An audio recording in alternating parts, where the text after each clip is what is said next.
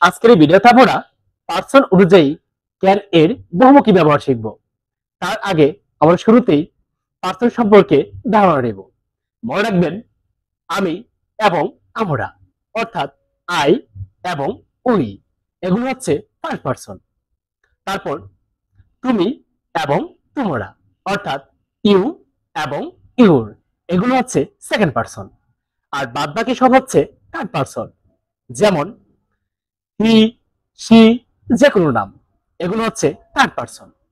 তারপর আরেকটা যে বিষয়টা আমাদের মনে রাখতে হবে যে ক্যানকে আমরা কখন ব্যবহার করতে পারি, যখন কোনো কাজ করার সামর্থ্য আছে, এমন অর্থে আমরা ক্যানকে ব্যবহার করব। তাহলে চলুন প্র্যাকটিস করি। প্রথমে আমরা ফার্স্ট পার্সন দিয়ে আমরা ক্যান এর বহুমুখী ব্যবহার শিখব।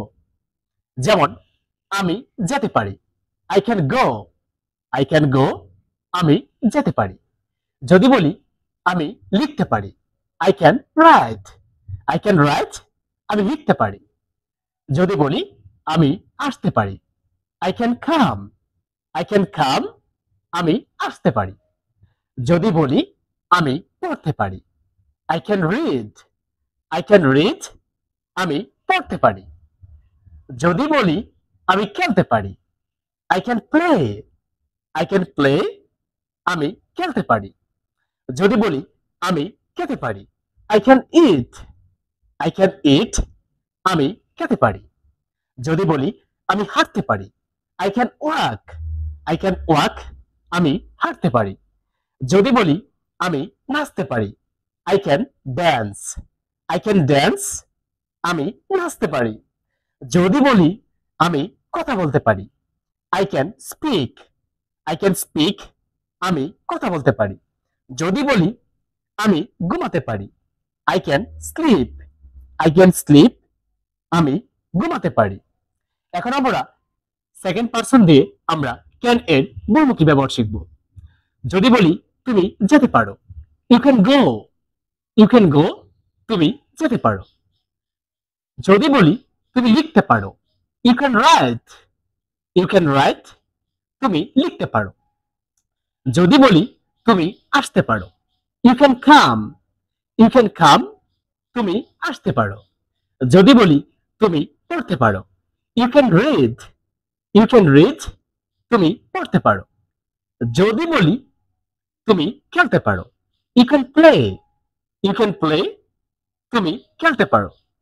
যদি বলি তুমি খেতে পারো, you can eat. You can eat, তুমি খেতে পারো। যদি বলি তুমি হাঁটতে পারো, you can walk. You can walk, তুমি হাঁটতে পারো। যদি বলি তুমি নাচতে পারো, you can dance. You can dance, তুমি নাচতে পারো। যদি বলি তুমি কথা বলতে পারো, you can speak. You can speak, তুমি কথা বলতে পারো।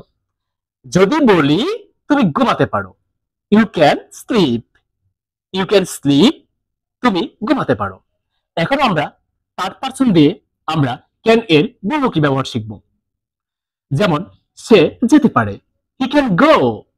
হি ক্যান গো, সে যেতে পারে। যদি বলি সে লিখতে পারে, he can write. He can write, সে লিখতে পারে। যদি বলি সে আসতে পারে, he can come. He can come, সে আসতে পারে। যদি বলি সে পড়তে পারে, he can read.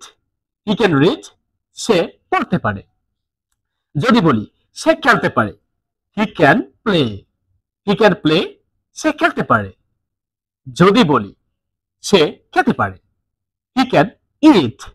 He can ইট, সে খেতে পারে। যদি বলি সে হাঁটতে পারে, he can walk. He can walk, সে হাঁটতে পারে। যদি বলি সে নাচতে পারে, he can dance. He can dance, সে নাচতে পারে। যদি বলি সে কথা বলতে পারে, he can speak. He can speak, সে কথা বলতে পারে। যদি বলি সে ঘুমাতে পারে, he can sleep. He can sleep, সে ঘুমাতে পারে। আমার এই ভিডিওটুকু দেখে যদি আপনি একটু হলেও উপকৃত হয়ে থাকেন, তাহলে অবশ্যই ফলো এবং শেয়ার দিয়ে পাশে থাকবেন। ধন্যবাদ সবাইকে।